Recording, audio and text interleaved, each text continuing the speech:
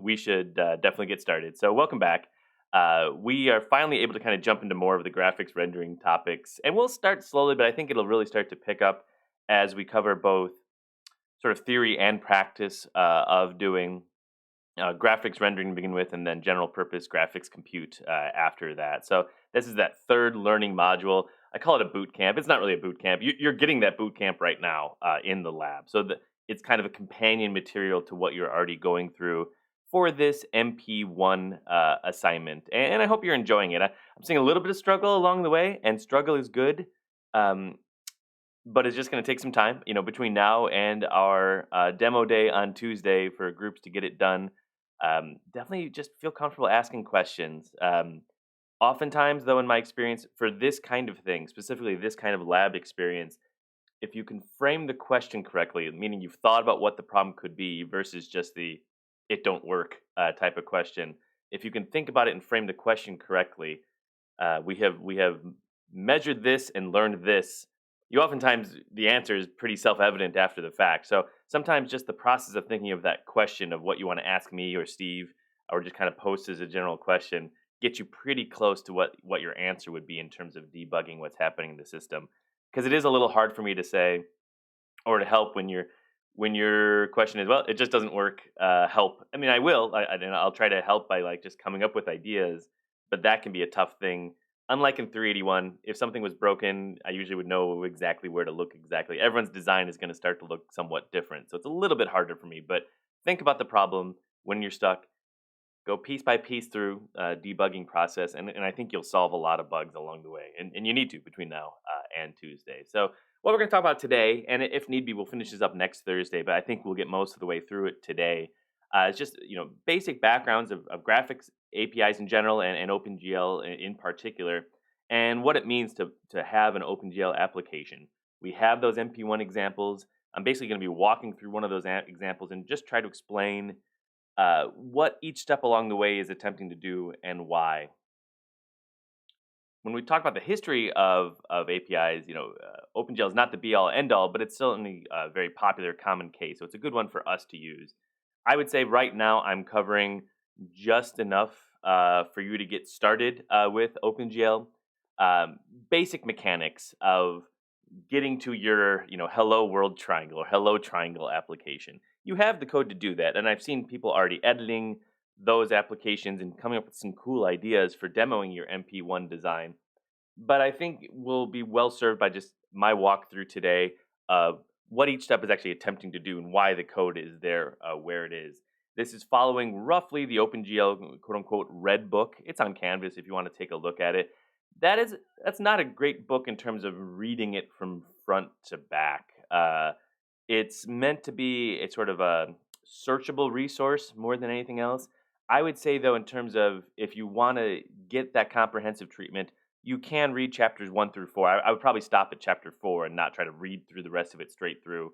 And then the problem with it being even a electronic book, it's kind of hard to search into and find what you want. So you'll find yourself, I think, looking for online resources for how to do this, and that's fine as well. Something I want you to be a little bit careful about as we talk about various versions of OpenGL is there's many ways to accomplish any particular singular task in OpenGL.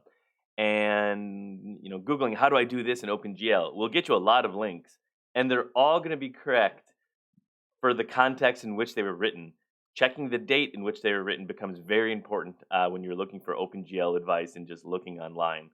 And then even separate from that, which is more of just a compatibility and a versioning challenge that OpenGL very much faces today, it's also if you're looking for how to do things in the context of our lab infrastructure, there the Google won't necessarily help you because there it's how do I do this in OpenGL in such a way it'll actually work in the hardware that we were provided for us, and that's a slightly different question that Google won't necessarily help you. So it's kind of two parallel tracks of what we'll be learning. So textbook OpenGL, I'll walk through the red book version of that basically today, and we can finish up on Thursday as need be.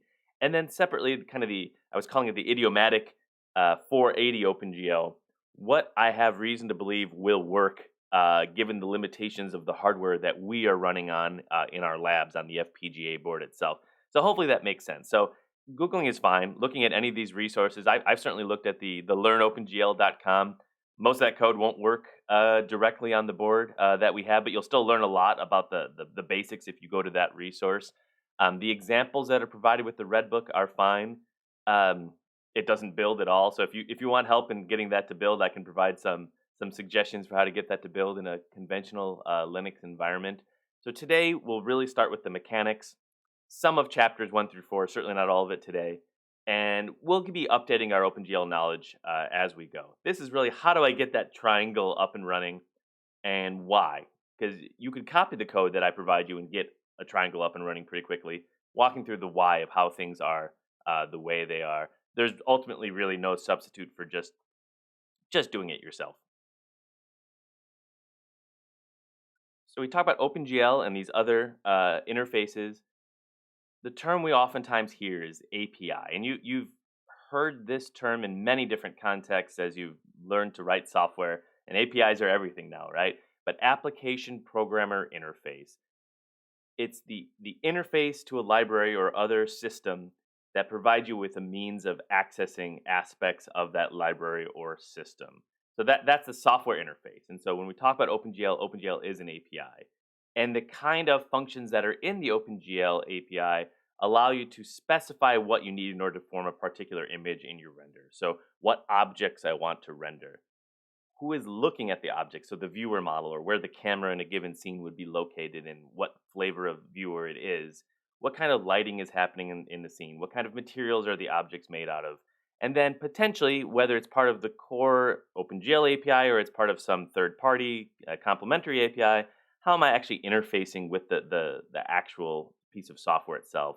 How am I doing I/O and things like that? What are the capabilities from a hardware and compatibility perspective of that system? So you're familiar with APIs. Most of them, and there are several different graphics APIs, support a relatively limited set of primitives. So this is something that may be obvious to you if you've explored and played around with it, but you can build really really complicated things with a relatively small number of fundamental drawing primitives. So you have points, and we're playing with points in MP1 right now, right? We're just kind of putting points through a system. You can draw with lines, so line segments, those one dimensional objects. You have your two-dimensional polygons, and as we'll talk about it, fundamentally, for the most part, we're just describing triangles in terms of what we're doing. And what has been changing are the different types of surfaces in modern APIs that you can start to specify. You can start to provide basically mathematical descriptions of surfaces, and the rendering subsystem can handle those and take care of them for you. But by and large, all of these different objects, these primitives we want to specify, are going to be defined in a location in space via these vertices. And we've been using these terms. You're already processing vertices in MP1. But if we go back to kind of old school immediate mode fixed function OpenGL, you'll see examples like this. And by the way, if you're looking online and you see an example that looks like this, it's not going to work on our SGP infrastructure. But this, I'll mention this later on. But I actually still very much like this way of describing what's happening in OpenGL because I think it's just cleaner and easier to read code. So this is an example of sort of legacy, old school OpenGL where there's these begin and end blocks that are specifying here is some primitives I want to draw. In this case, there's that label indicating that the object that I want to draw is a triangle or series of triangles. And when you're wanting to draw that triangle, you're specifying, in this case, three vertices. First, you're specifying that I want to set the state information. I want to set the color of the upcoming vertices to be red. However, you would specify that. You wouldn't actually say red there, but it would be some way of specifying that color. There's many different flavors of that function. And then in some sort of three-dimensional space, you would be specifying where each of those three vertices would be located. In this case, if you can think of that as some sort of center location, 0, 0, 0, 1, 0, 0. If this is X, Y, Z, that would be somewhere to the right. And then 0, 1, 0, that would be somewhere on top of that origin point there. And then that ends specifying we are done with specifying that particular primitive. You can maybe start to see some of the reason why we've moved away from this. This is a pretty inefficient way to specify a single triangle, right? For this single triangle, I have 1, 2, 3, 4, 5, 6 function calls, and that has to go through all the hardware software stack, right? So there's all just the API layer, all the driver layer.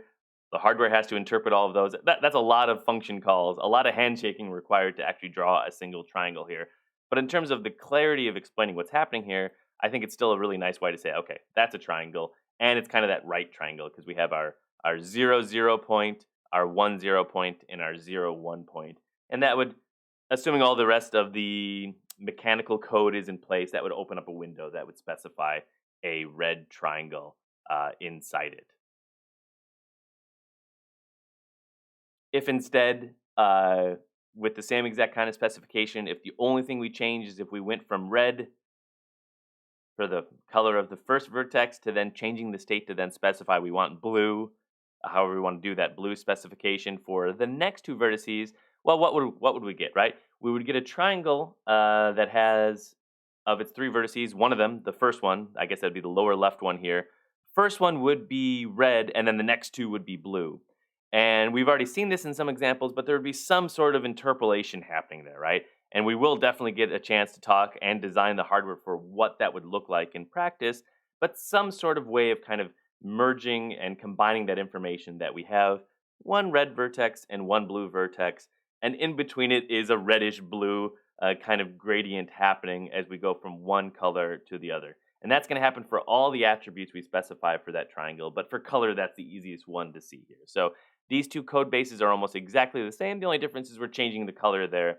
And the big picture here is, in general, whether we're talking about OpenGL 1.0 to 4.6, for the most complicated code you can imagine, or just specifying a single triangle, the API calls wind up looking somewhat different, but ultimately we're specifying vertices and their attribute data.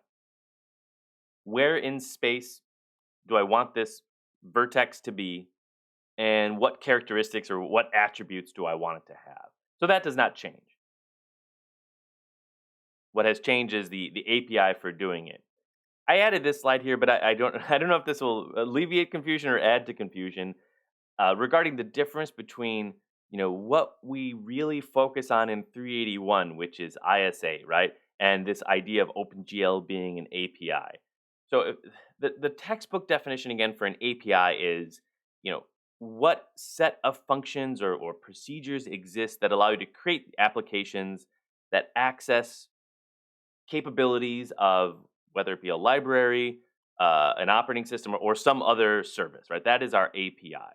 Whereas ISA, if you remember, right, ISA is instruction set architecture, is what are the instructions that a particular CPU supports and what each instruction is supposed to do in practice.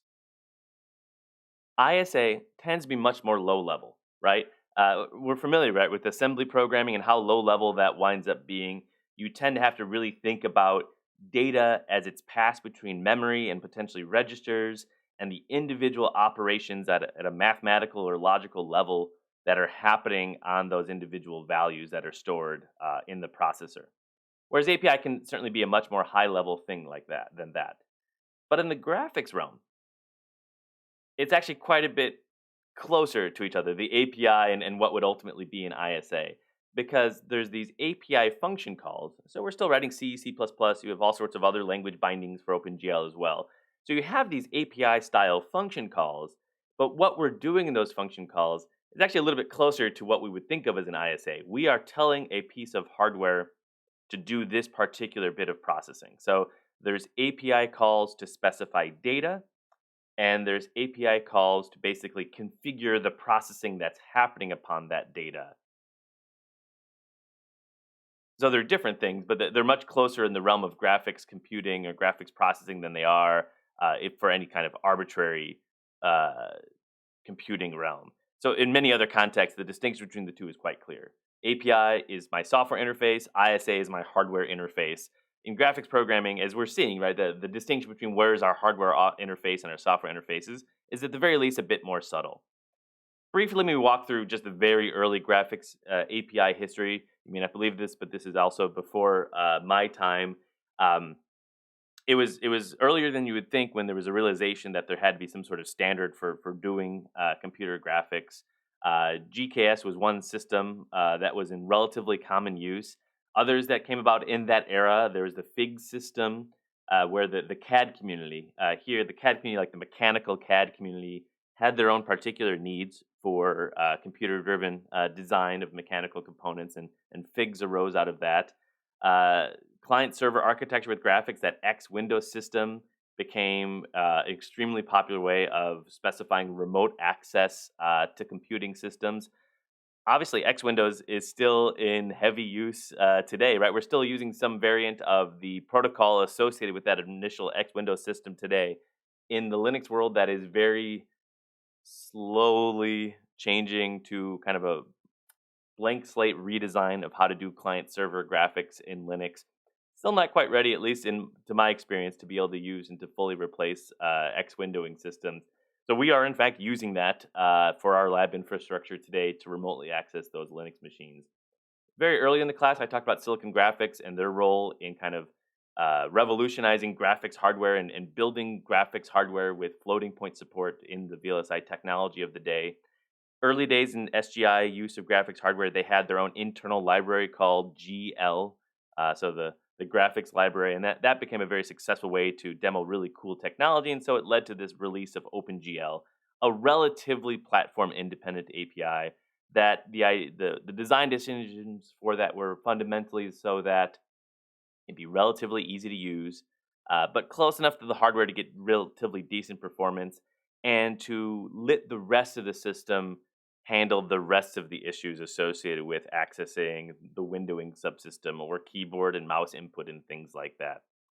So in the beginning, and we're talking early 1990s or mid 1990s here, you had OpenGL 1.0.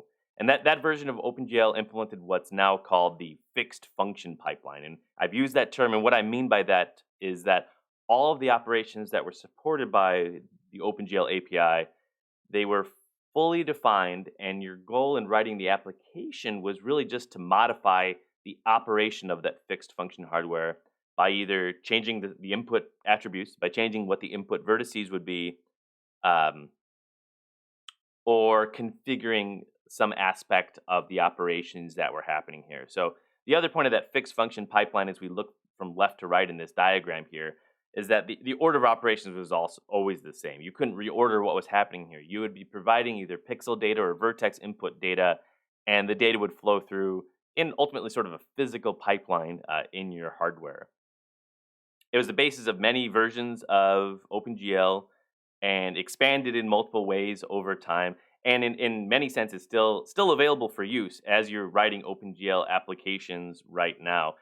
Over time though, as GPUs continued to evolve and their features started to diverge from that pipeline, the support of this fixed function um, is really meant for more of sort of a legacy mode of computation, where if you have old code and you don't want to worry about porting it to a more modern way of doing it, the API still provides that kind of legacy mode where you can still kind of fall back into having fixed function specification.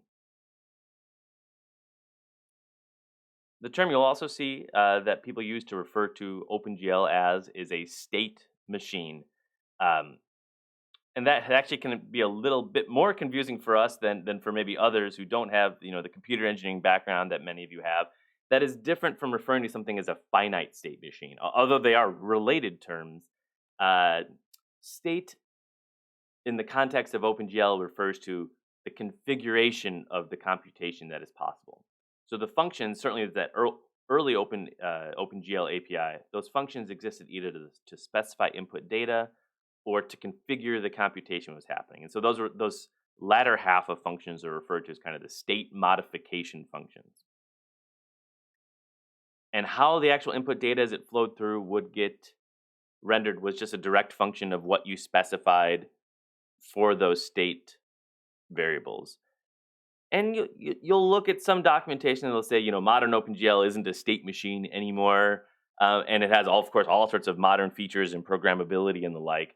But it still very much has a large number of functions dedicated to modifying, even in OpenGL 4.6, modifying the state of the GPU, the state of the rendering algorithms that are in place. So it's not what we think of as finite state machines, although when you look back into what the OpenGL state machine diagram looked like, it's not so different from a CPRE 281 style finite state machine. It's much more, though, you want to think of it as configuration API calls and configuration data, the kind of things we have stored in our AXI Lite registers, right? That's all state information for the computation. The viewport computation that we're doing right now, and I think it wouldn't take me too long to find it on here. Um, let's see, and you can certainly look at this. We should be able to find it. It should be right before rasterization. There it is. Um, that is the same exact component that you're working on right now, and it takes viewport configuration, state information, and depth range, which we're not doing yet. Although we could have, we're not doing that quite yet. And directly applying that to the input vertices after they've gone through a series of other transformations that we will also be implementing this semester. There's the functions that specify the input data, which would really probably be shown here in the upper left-hand corner of this document somewhere. Um, color, index, vertex positions. That's raster positions. Vertex positions should be entered in here somewhere.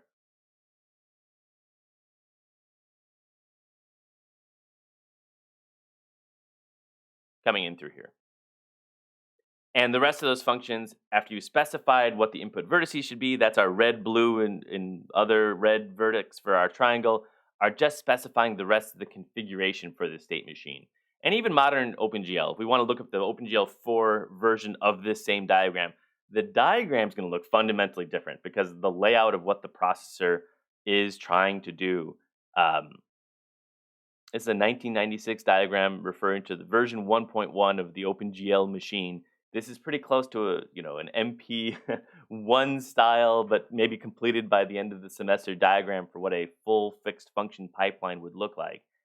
So while the diagram for modern versions can look quite a bit different, the amount of state functions, if anything, has even grown since there's that much more functionality that has that much more ways of being potentially configured, on top of the programmability that is also there by writing shader code. If you look at that OpenGL Red book, there's a whole appendix, and it's a big chunk of the physical size of that book is just specifying all the different state functions that are available in OpenGL. And I personally think it can be a little bit overwhelming if you look at all those functions and realize, do I need this? Do I need that? What happens if I do this while I have that? At least in my opinion, the nice thing about OpenGL, maybe it's not always been the case, that's always been the case, but the defaults serve you pretty well. So you can write OpenGL code where you're touching very few of the actual state functions, and because of the somewhat sane defaults, and they just work without you even being aware of them for many of the time. So the alternate caption for that figure, this is your older sibling CPRE 480 final project. The old version of CPRE 480 implemented a pretty big chunk of that fixed function pipeline. We'll talk about the evolution and what that means for our goals this semester in terms of what we are designing this semester. So that's 1.0, 1.x version of OpenGL. With 2.0, that officially added the capability to have programmable shaders. Before we got to that point, there was many features and many other improvements that were added to that fixed function pipeline. But what happened at some point was, and there's always this kind of back and forth, or this yin and yang of hardware functionality advancing and API functionality advancing to kind of match what hardware is capable of doing. It's not always hardware being ahead of what the API is capable of. It's gone the other direction as well, where the API is a little bit more forward looking than what modern hardware is able to support. But certainly in that era, it definitely was the case where the GPU manufacturers were a little bit ahead of what OpenGL 1 was able to support. So starting in 2.0, to kind of match what was already happening on a hardware side of things, OpenGL added support for these programmable shaders. And specifically, two programmable shaders were added, two programmable stages of the pipeline were added in the OpenGL rendering pipeline. So we've talked about them very briefly, and we'll get a chance to really dive into them this semester. So vertex shading, that enabled the application much more control over all the 3D geometry provided. In the past, you would still have these same exact steps. If I were to compare the diagram, it's the same diagram, right? From vertex data coming into teapot benchmark coming back out. So what has changed is not the logical steps what's happening, but these purple boxes now. They were dark blue before, they're lighter purple now. These are now steps in which we can provide source. We can provide a program for the vertex transformations and lighting. That's our vertex shader. We can provide a second program to figure out as input fragments come in how they should be colored, how should textures be applied, what the final color of that pixel should be as stored in the frame buffer.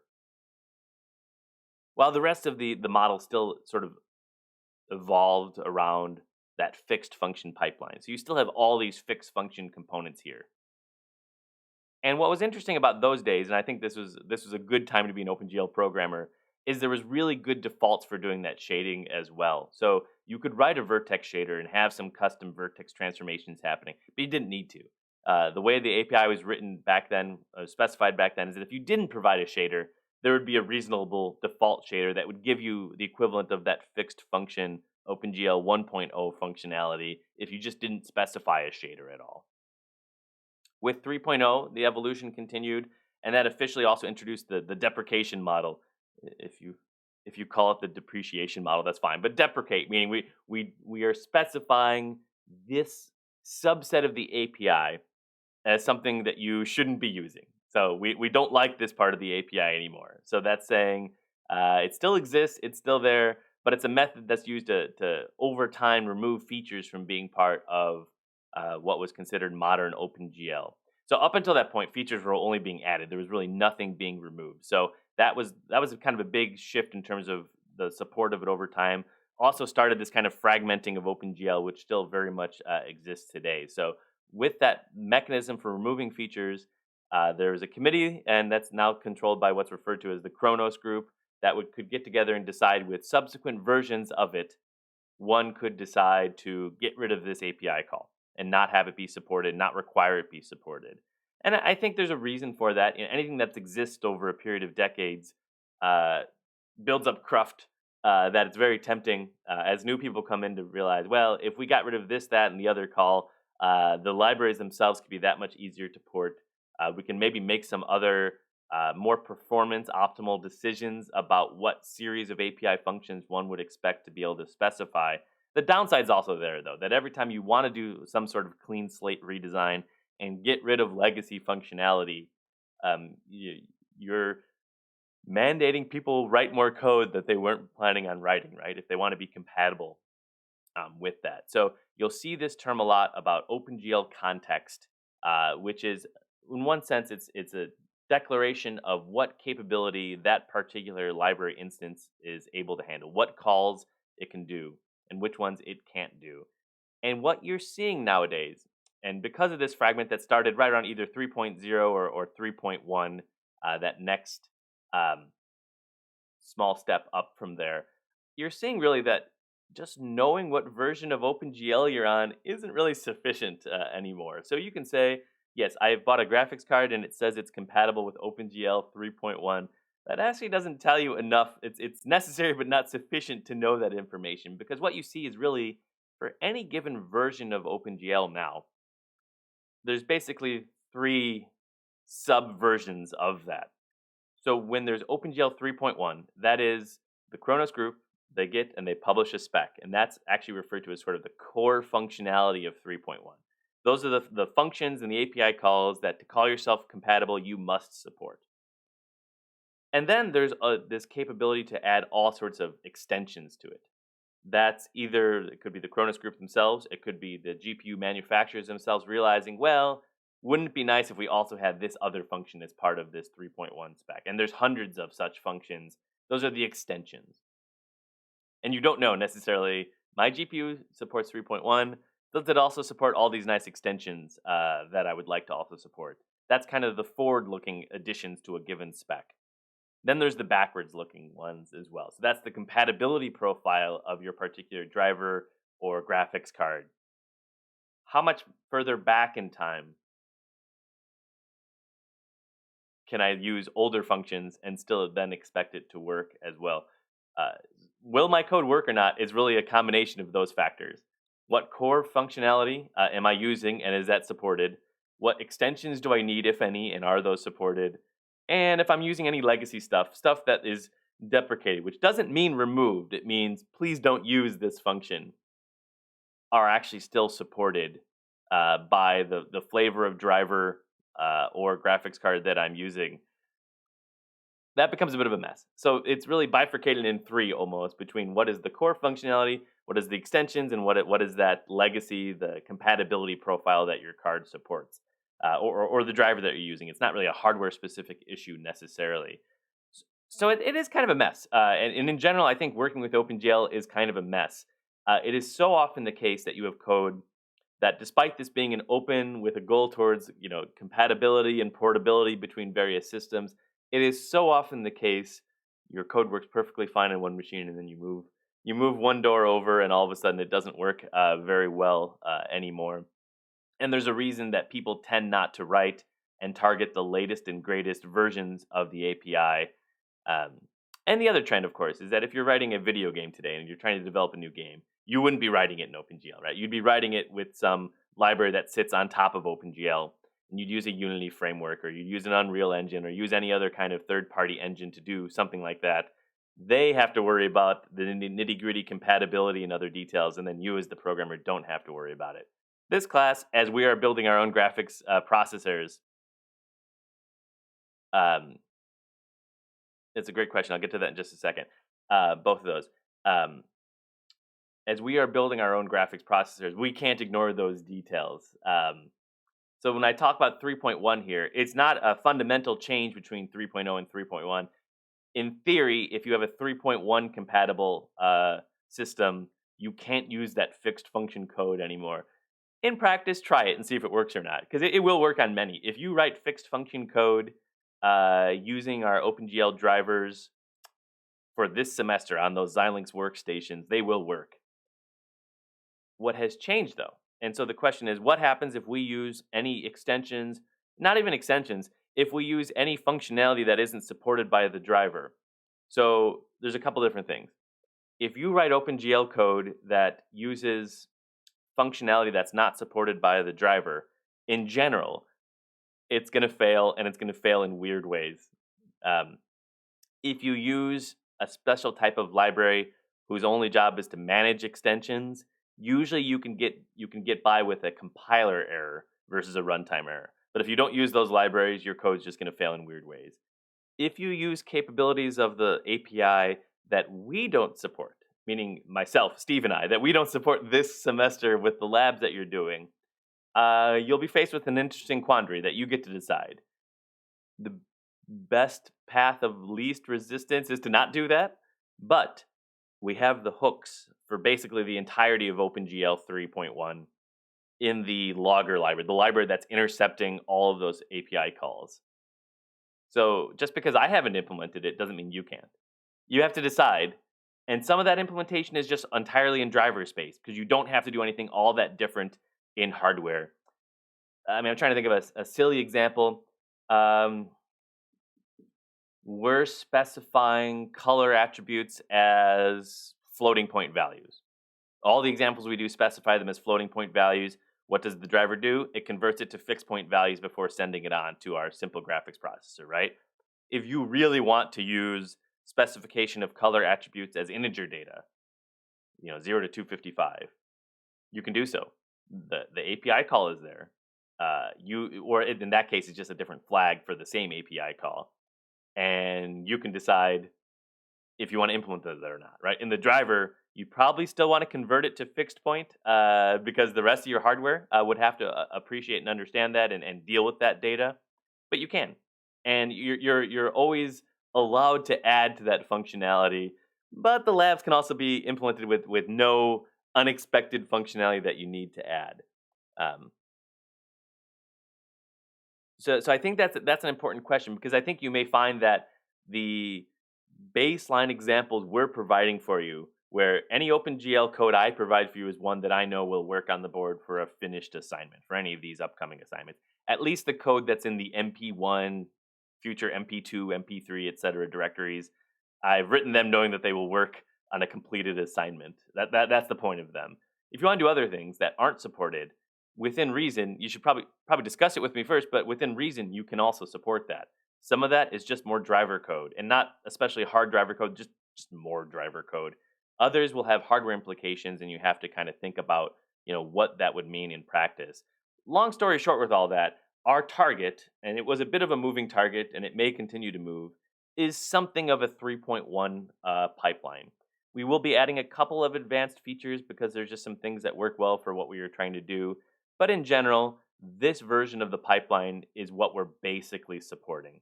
Input data and all data coming in using buffer objects, and we are doing it that way. So there's no immediate mode of GL vertex calls won't work in our system. You can convert it to an equivalent buffer object. It's very doable, but we just don't do that for you with programmable vertex and fragment shaders, and separate programmable vertex and fragment shaders in our case, with the rest of the hardware. There's a lot kind of baked into this block right here, but the rest of the hardware being fixed function hardware. So I mentioned this version of it going back a few slides. Being your older step sibling or older siblings version of the course, and that was the case. We implemented an entirely fixed function hardware in the old version of that course, and now it wasn't necessarily trivial. We've moved on to this version of what the capability is. So there's some limits. It doesn't support all that you may want to ideally want. If you come to me and say, "I'd really like to implement a tessellation shader in for your lab," you have the option to try. So we're going to have projects at the end of this semester, right, where you get to propose as a group what you'd like to do. And the idea is there you're doing something that I didn't provide for you. You're kind of coming up with something and trying to make it work. You know, you have to do a little bit of exploratory work as a team to decide, well, what would this actually require in practice versus sounding cool is a good start. Being able to demo something cool is also a good reason to pursue an avenue. But given the 4.5 or whatever weeks you'll have to work on it as a team, what is feasible? What is something you'll actually be able to accomplish? It depends. But otherwise, we're kind of limited in some sense to building things within this pipeline view of things, and that's kind of what each lab is going to be. Provide you with basically a starter version that does this and not really any blending, but at least render output, spitting out output fragments. You're going to continue to add to it. We're going to start adding this in MP2. We're going to add this in MP3. And we're going to add this and some of this in MP4. And by the end of this semester, you'll have an FPGA based design that does basically some version of that diagram. Having said all that, I think the note here is important that I may still keep jumping back into fixed function legacy mode examples every so often. As I said, I just think it's a little cleaner to describe certain concepts, even though each time I do introduce something, I'll make sure to add a little asterisk and say, well, it doesn't actually work this way anymore, but conceptually, this is what you're doing for those examples. Continuing the evolution talk, and we don't have to go into this into too much details. 3.2 added support for a brand new programmable stage of the pipeline. That's your geometry shaders there. Because up until that point, you only had the vertex and fragment shaders. So geometry is supposed to allow you to modify existing primitives as they come in and potentially generate new primitives that aren't specified in your input vertex data. You may be wondering, vertex versus geometry. You use vertices to specify geometry, but this vertex shader is just working on each vertex in isolation. So any transformation you're doing in a vertex is just kind of a one-off case. It's not necessarily aware of any other vertex in the system. It takes them in as it gets a new one as an input. There is some clustering that happens generally, but otherwise, individual vertex comes in, we apply our program to it, we spit it as a transformed output. Geometry shader then looks at the actual, in this case, triangles or triangle meshes as an input to it itself. And consequently, it can do different things by deciding to get rid of certain primitives, by deciding to add more fine-grained detail to a particular primitive. And the evolution has involved more programmable shaders. This isn't even talking at all about the compute side of the graphics processing side of things yet. There's also support for tessellation shaders. OpenGL docs refer to that as two different programmable stages, but they really, you can't have one without the other. So you can think of them as working in tandem. So it's really just a single stage. That's for dynamic tessellation in the GPU. That allows you to specify completely different types of geometry, as well as some control information for how much level of detail is needed for a particular point in a given scene, and that does a lot of additional dynamic generation of primitives to be rendered in your scene. So when we see that evolution over time, and we're at 4.6 now, not clear there will ever be a 5, and we'll talk about that as well. Our state machine, in quote unquote state machine, looks quite a bit different than the 1.0 or 1.1 state machine I had opened up there. It still has a lot of state. There's still so many functions, those 90 plus pages of functions in the OpenGL Red Book that are there to specify how you want to configure each of these individual stages. And it's obviously it's a different looking diagram, but it's still doing a lot of the same things as the 1.0 version of that diagram was attempting to do. The color shouldn't be misleading here in terms of what that's indicating. Um, and you can look at this kind of high level pipeline overview, which is what this version is trying to show here. Vertex processing, potential tessellation, rasterization, fragment processing, final render output step, and then having your final image at the end of the day. And from within each of those individual steps, well, now you're seeing something that's a little bit more of a programmable view of what's happening, a little bit closer to kind of an ISA view of what's happening in a given system, in which there's a series of input values that are required to be provided. And then you have this block that's responsible for programmably transforming that input data, and it has requirements for what the output should be. So it's still an API, and I don't want to muddle the issue too much, but your specification of what's happening inside here, what an OpenGL 4 compliant GPU would be required to support, or the driver would be required to support, looks a little bit more like a 381 architectural style diagram, and has a little bit more of that ISA terminology, because now we're really referring to individual programs that have to be written, what their inputs need to be and what their outputs need to be, and the connection is between those programmable stages by and large, with still some of the fixed function stuff still in place. Um, you won't find much description of where the rasterization is happening in this diagram, because OpenGL as a spec doesn't say anymore exactly how one has to do rasterization. It's still required. We will spend plenty of time talking about what it means to do fixed function rasterization in this class. It's not a requirement that it has to be fixed function anymore. You can use programmable shaders to implement your rasterization. But so you won't see a very large block that says rasterize here anymore in this diagram.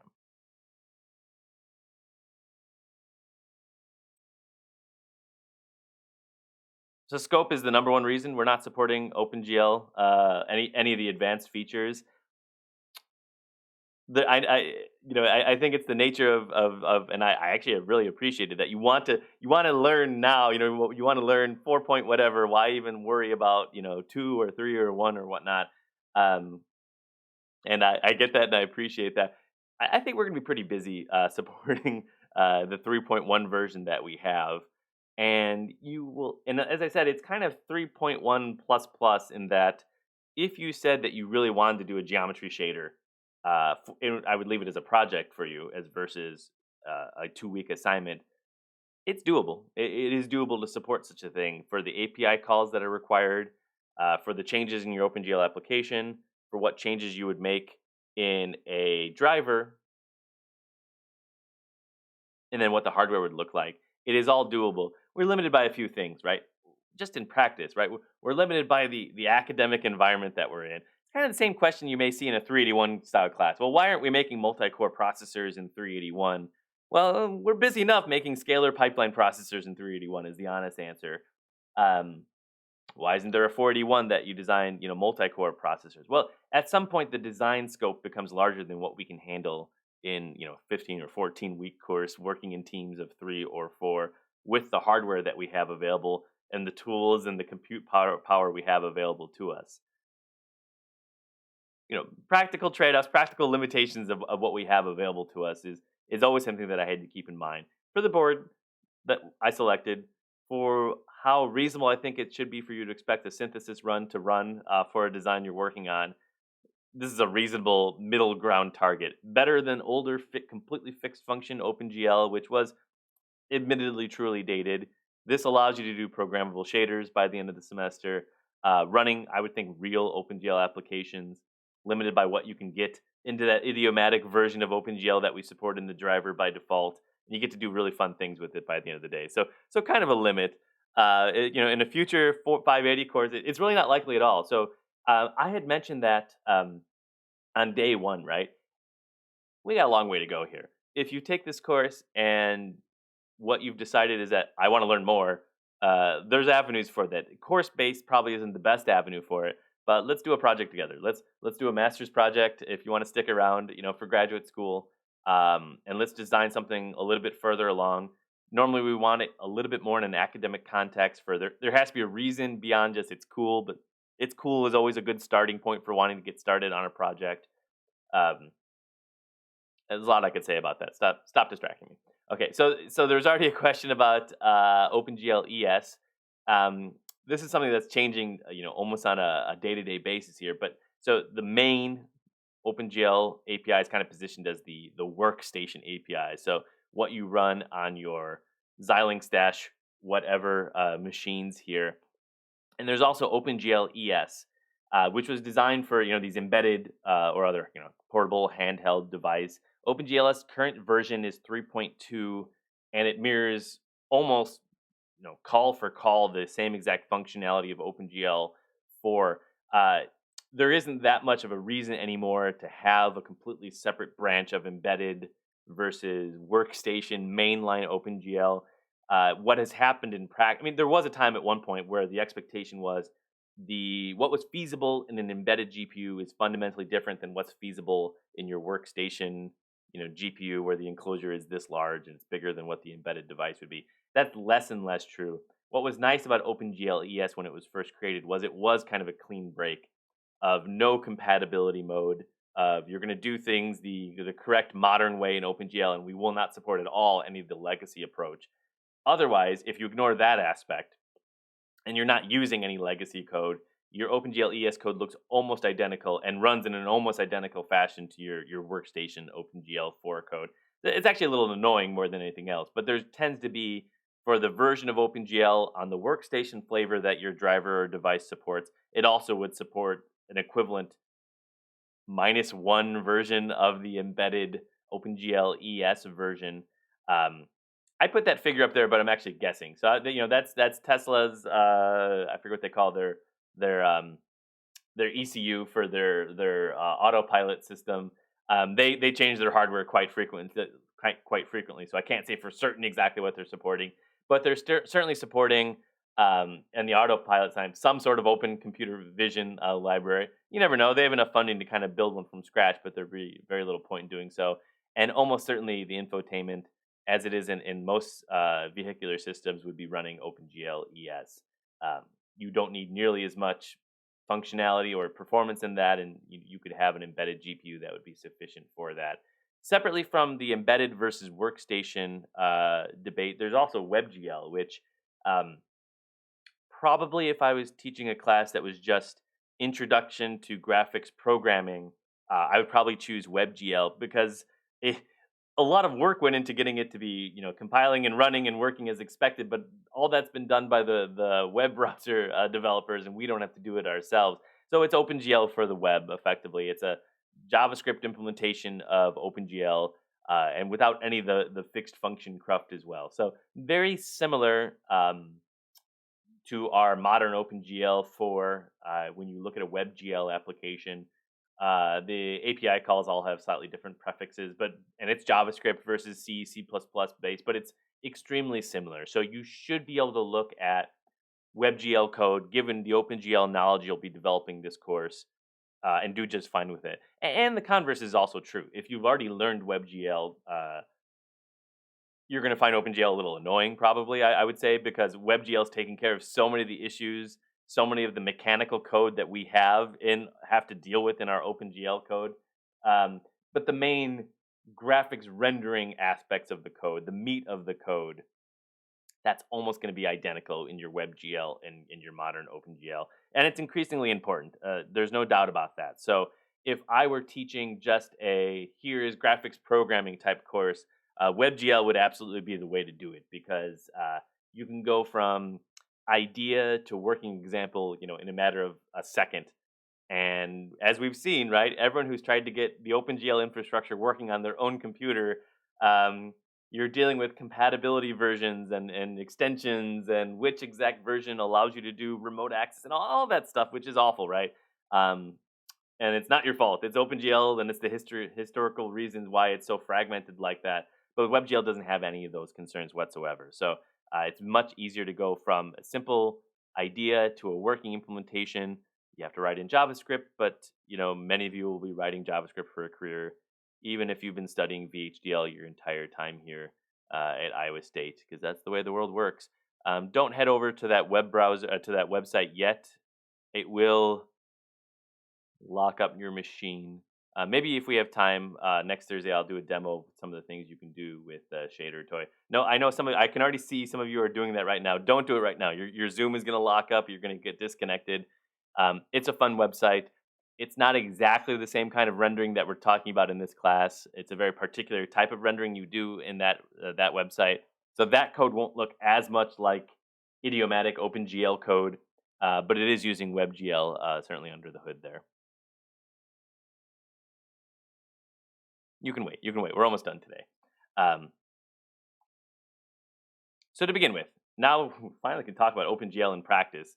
Let's start with just a very simplified view of the OpenGL pipeline. So generally speaking, right, our data is going to flow from the application. That's the software code running on your CPU through the GPU to generate an image in the frame buffer. Right, you're already seeing that in practice in MP1. That's generally what's always happening. So your application is going to provide those vertices, and that's that collection of data that get composed to form geometric objects, and that gets connected to the OpenGL pipeline.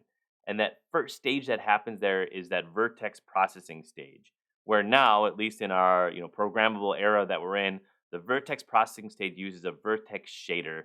The shader, that term refers to both the code that's running and the actual piece of hardware as itself, the programmable piece of hardware. The vertex processing stage uses a vertex shader, and it processes each vertex, doing whatever computation is necessary to determine what should be happening to that incoming vertex. There's also potentially at this point, the tessellation and the geometry shaders, but I'm kind of ignoring that just to keep the example simple. After all the vertices, or for a given vertex for a piece of geometry for a triangle, as it may be, is processed, that's where the rasterizer comes in. And that's the rasterizer determines that for a particular piece of geometry, for a primitive, or if you want to think of it for a triangle, which pixels in the frame buffer would be potentially affected by that geometry.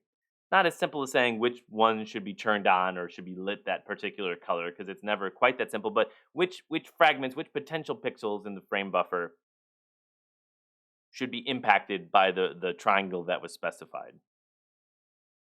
Rasterizer determines all those potential pixels, all those fragments, and then those get pipelined through to the fragment processing stage, where there's another shader there that runs and determines what the final color of that pixel should be. So in your OpenGL application, you're usually just doing a following task, right? You're specifying the vertices for your geometry. You're then, if they're programmable, you're loading a vertex shader, you're loading a fragment shader. If you need them, you're loading other shaders as well, but starting with those two is perfectly sufficient. And then you're issuing your geometry. You're telling the OpenGL pipeline, here's my vertices. I put them in memory already. Get going. Start flowing them through the system. In our case, we're using a DMA call for that, right? Start connecting them through the system, copying them through into the system, and get going on processing. So I think this is just a summary of that same concept, right? So your OpenGL application in generally just has the following steps. So you're going to be doing some of that shader bookkeeping. So but let me mention when I talk about this and we go through an example, a lot of your OpenGL applications are going to be very repetitive looking, and I refer to that as like our idiomatic style. They all need to generally do the same thing. So your best bet is to start with a working application, copy paste it into a new one, and just change what is needing to be different about the new one. So the differences are usually just in terms of what your geometry is and how you want it to be rendered. The rest of the code should generally look almost nearly identical. So the steps to do that rendering is, first you have to load and create the shader programs. Then you have to load the data. We'll talk about you're creating buffer objects and you're loading the data into the buffering objects. And then OpenGL separately has to be told, how do you interpret the data that's in those buffer objects? That looks like unnecessary code the way we are using it, because we only are supporting one particular way of supporting buffer objects. But There are many different ways to support buffer objects. And finally, with your data initialized and the shader set up, you tell it to render. You tell it to get started. Um, Another thing to keep in mind that while OpenGL is ultimately going to be responsible for you know doing the actual rendering in terms of filling the pixels into a frame buffer, it actually has no mechanisms as part of OpenGL itself for actually creating that output surface. The window, right? It doesn't have any mechanism for actually creating that window if that's what you're going to. So instead, OpenGL assumes that there's some native windowing framework in place to create that window, and then that framework then connects to the currently selected OpenGL context for rendering to give it a canvas to draw its pixels to at the end of the day. So a lot of OpenGL programming, for better or for worse, DirectX doesn't have this problem because it's all encompassing. But a lot of OpenGL programming is actually doing things that aren't OpenGL. Um, it's weird, right? So you'll see a lot of the code that you have to be responsible for and have to be aware of and have to debug involves determining how I'm actually getting a valid OpenGL context to begin with. It's a artifact of its kind of early days of invention, but it's still the case now that OpenGL does not do windowing for you. OpenGL does not do I/O for you. If you wanted to make a video game, is why I mentioned this, you wouldn't start with OpenGL.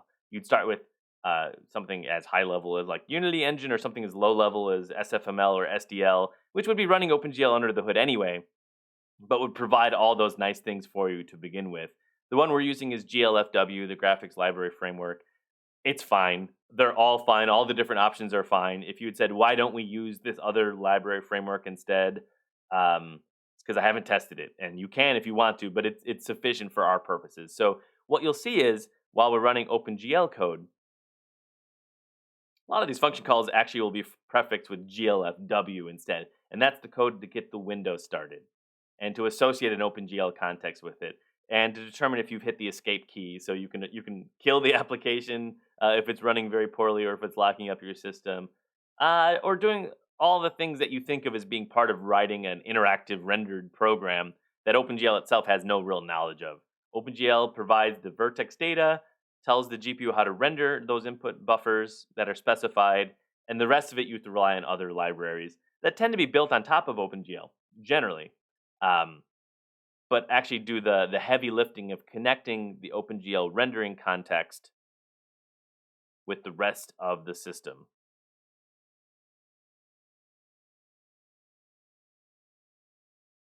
There's many different versions of this kind of software stack. It's actually much messier, unfortunately, than even this. So, a couple questions in the chat about what are the goals of compatibility of OpenGL? Are there approaches to make it more universal? Um, we'll talk very briefly about Vulkan. There's nothing wrong with Vulkan. My philosophy is that OpenGL is sufficiently low level enough for our purposes. Um, Vulkan is really another attempt at a kind of full scale redesign of how to do graphics rendering and compute. And it has a lot of nice things going for it. The main thing it has going for it is it's not OpenGL and it isn't beholden to the OpenGL way of doing things.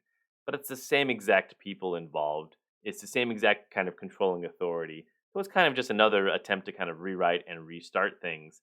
And the philosophy behind Vulkan is ultimately provide significantly lower level hooks into the rendering subsystem. The downside is if you want your code to be at the level of abstraction that we've become used to with OpenGL, you either have to uh, build effectively a low level framework for it, or you're using not dozens of lines of boilerplate code, which we have in OpenGL, but hundreds of lines of boilerplate code, uh, pages and pages of boilerplate code to get your first Vulkan context doing what we've kind of assumed for decades is kind of the standard way of specifying a scene and specifying our vertex data. But this chart is still a relatively simplified way of looking at that interface between your software code, your .c file, the underlying windowing API, and then its interface with OpenGL itself. So this part is valid that you're going to have calls directly to the windowing API. Create a window for me in whatever windowing API you choose. GLFW is the one we're using. But to create that window, that's also going to involve OpenGL calls. So it's going to interface with the operating system. It's also going to be calling OpenGL to draw things like the toolbar associated with it. Your application is also going to directly have those OpenGL calls. Where that OpenGL calls ultimately get handled, well, it's a little bit messy to be honest. OpenGL tends to separate, or depending on the system you're working on, um, between the libraries you are compiling against to determine what functions are available and just determine syntactically if you're calling things correctly, and what you get linked to if you're doing so dynamically at runtime. It is very much possibly the case that those can be different things. And with OpenGL, with all the different compatibility levels between core extensions and legacy compatibility profiles, that's very much going to be the case. That depending on which flavor of the OpenGL drivers you have installed in your system, the actual functions that are going to be valid for your application can change. And it doesn't. All it takes is one function not being supported from for this being a code that compiles, looks like it should run perfectly fine, links perfectly fine, but then doesn't actually do what you expect it to do when you run it. Um, this point's a little bit insufficiently emphasized that there's many different versions and profiles that have many different sets of functions, and managing that can be a very cumbersome process. So, as I've already mentioned, that since OpenGL doesn't do the windowing for you, and now also so that's why you need a separate windowing library. And because there's going to be potentially many different versions of the driver available in your system, libraries that you compile against and drivers that you're actually accessing at runtime for your code, oftentimes when writing OpenGL code, we're making use of this third library as well. There's different versions of this as well. That's Glue. This is the OpenGL extension wrangler. Um, this is pretty brutal stuff. Basically, it's code that gets run that is actually querying your driver before you get started with any of the functionality that you want to do in your code. And it's getting a list back out of what functions are actually valid. So, what will happen then is, as opposed to um, your code just not working as you go from one machine to the other, or as you quote unquote upgrade your OpenGL driver and all of a sudden things stop working, you'll get a glue error and you'll know that you're using a function that's not supported by it. So most OpenGL codes will actually be a combination of 3 different libraries.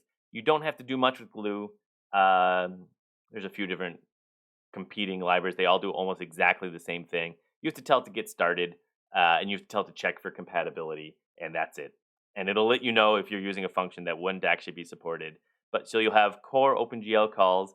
You'll have at least a couple calls to the Glue library to make sure you have that installed.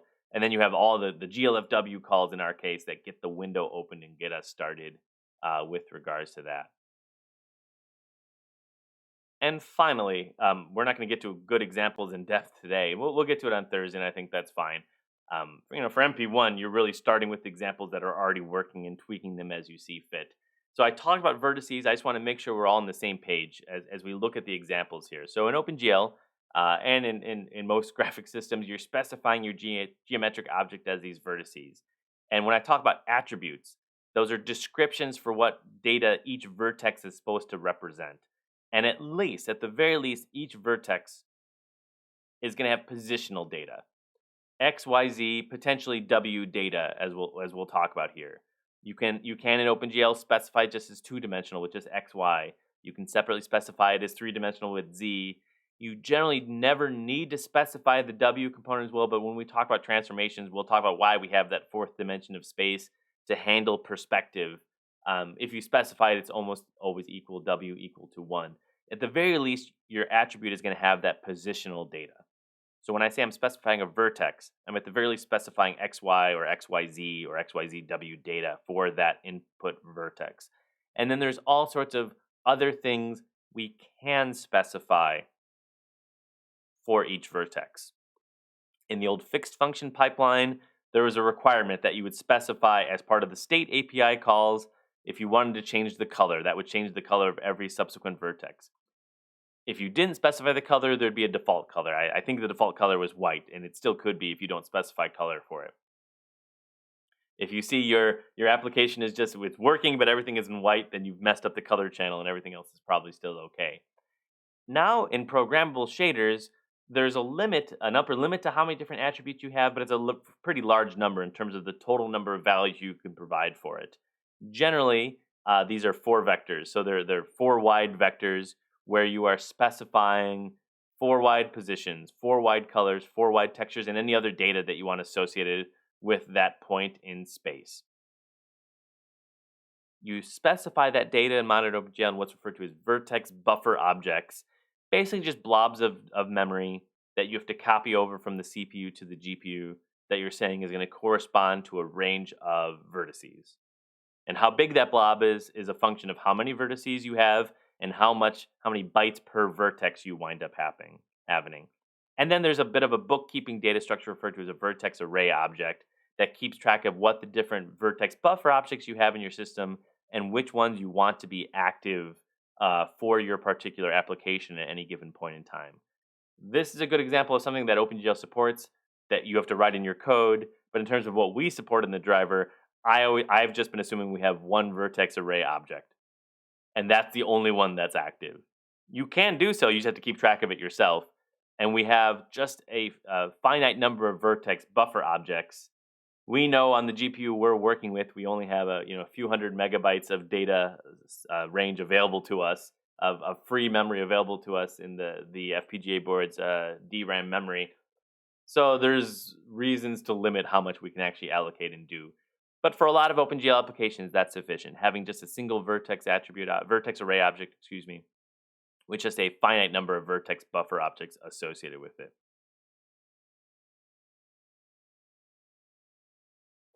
There are different types of primitives you can specify with those vertex. Micah, you asked a good question there, but in terms of how does it actually interface with the Windows Manager, that's an area that's just rapidly changing right now. In terms of where the OpenGL API interfaces with the windowing managers and how that gets done, but ultimately, the honest answer is that that's changing rapidly. So in Linux, that's changing depending on how you've configured the particular OS and desktop environment that you're using at any particular point in time. I could speak to 3 years ago or even maybe 5 years ago. What would be the case is X11 would be taking care of a big chunk of that for you. So you would have X11 calls to do very basic things like opening up windows, and then all that your OpenGL in terms of optimization would need to be to support that relatively effectively. But to the extent your desktop environment is GPU accelerated or not really depends on the combinations of driver infrastructure, desktop environment, and even the windowing subsystem, which is changing pretty rapidly. So everyone who runs Linux at home can report back whether their GPU is actually rendering their desktop or to what extent it is.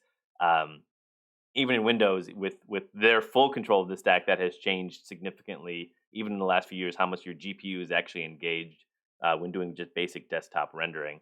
I wish we could get into. I mean, we really can't. That's a real messy area right now, and it's very very split in terms of you picked this particular distribution with this particular graphics card.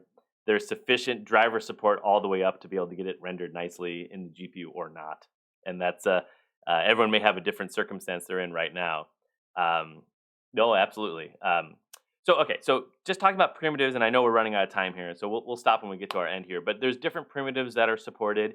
We're doing GL points in MP1 because points are easy to work with, but they're limiting, as you can already see, right? So GL points allow you to do like dot art, and I've seen some students already trying to build lines using points and build triangles using points. That's fine. It's kind of a hack slash workaround for the limits of what our MP1 hardware architecture can do. But that's the most basic primitives that's supported in OpenGL. And these other ones are supported as well. So ways to specify things as lines or line strips or line loops. The fundamental primitive that you work with is going to still be triangles, at least with our non-engagement with either the geometry shaders or the tessellation shaders. We're still going to fundamentally just be working with triangles. And to form any sort of 3D object, that's what you have to do. So in OpenGL, you're specifying vertices and you're telling it how to break those down into those individual primitives. Ultimately, in terms of the hardware that is supported by OpenGL, it really only knows how to draw three things. This is most evident if you look at the old school OpenGL 1 diagram, but it's still fundamentally the same thing if you're engaging with the pipeline itself. See if I can find it here. It's here. I don't know how you can see that if I zoom in. If you look at what it's actually trying to draw, and by polygon here, it's referring to triangles. It can draw triangles, it can draw line segments, and it can draw points. And so you use collections of those combinations of those to kind of optimize what's happening in your render. Um, so you can specify more complicated things, but ultimately it's getting decomposed down into one of those three things. So you can specify something, I guess the simplest one here would be you can specify a line strip, but it's going to get broken down into lines ultimately anyway. You can specify a triangle strip, but it's just going to get, in terms of how it's rendered, broken down into triangles anyway. You will also see code examples if you just Google for OpenGL examples of doing things with GL polygon or GL quads to draw rectangles. Those are actually all deprecated, but generally, um, you can implement an arbitrary polygon via a triangle fan as well. So if you stick with triangle strip, triangle fan, and triangles, and well, for now we're stuck with just points, you can build anything as complicated as you want with just simple vertex and fragment shaders. We're going to leave things here for today. What we'll do a week from now on Thursday, and hopefully it'll help that you'll have gotten some experience with doing this for just getting your MP1 applications to work. As you're debugging them when they're not working, you'll have to kind of pour into the code. We will walk through the hello triangle code example in some depth so you can see both the kind of mechanics that are happening in our OpenGL code as well as where we're actually specifying the input data and where we're interfacing with the rest of our windowing subsystem. And then we're going to generally follow a very similar structure for all of our OpenGL applications this semester. What will just change will be as we add some more features, as we interface more with the shaders, how we would do that in OpenGL. And as we build up that functionality in the lab, it'll become more and more relevant. The timing works out pretty well for us. I wish we were a couple days ahead of where we are. In MP1, you can get by without knowing OpenGL. You hit make, you hit run, it'll work. If your hardware is correct and you have your driver instrumented, it'll work just fine. For MP2, you're not engaging with the driver for MP2. We're specifying triangles and you have to rasterize those triangles for MP2. And then for MP3, we're diving really back into the programmable shading side of things. We'll have been caught up certainly by then, so you'll be able to do that level of OpenGL programming where you're going to have a lot of hardware software co-design happening in that particular lab. Let's leave things here for today. I certainly hope the audio actually got recorded properly today, but you can check up on that when I post it and see if that's the case or not. I expect to see a lot of activity on MP1 today and tomorrow. Don't push it to Monday. Don't assume, hey, well, let's get together on Monday and get this working. It's not going to happen. So get started. If you really haven't gotten started in earnest in hardware, please do so today. Um, Let me help you as best I can. But as I mentioned at the very beginning, if your problem is it's not working, you do have to do one level of digging below that to get a better feel for what you think isn't working and why. Whether that's engaging with simulation, engaging with the ILA, or just playing around with what you can debug in the driver in that level of interface. That will be helpful if you want my help to be able to kind of dive in and kind of give you some suggestions for where you can look next.